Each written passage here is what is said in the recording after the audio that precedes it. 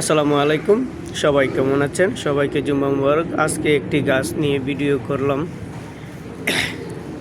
এই গাছটি দেখতে পাচ্ছেন, এই গাছটি হলো তরমুজ গাছ।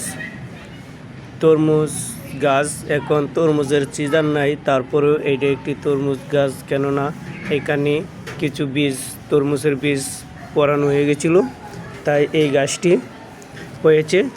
অনেকটি বিচির এখানে পড়েছিল, পড়ার কারণে এন দুই তিনটি বিচি গাছ হয়েছে।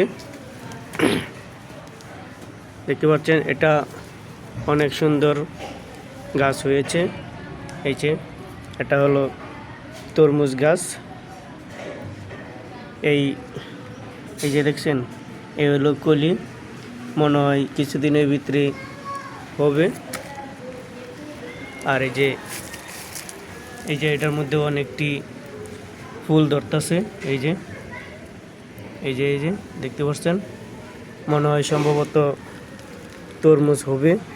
সবাই ভালো থাকবেন।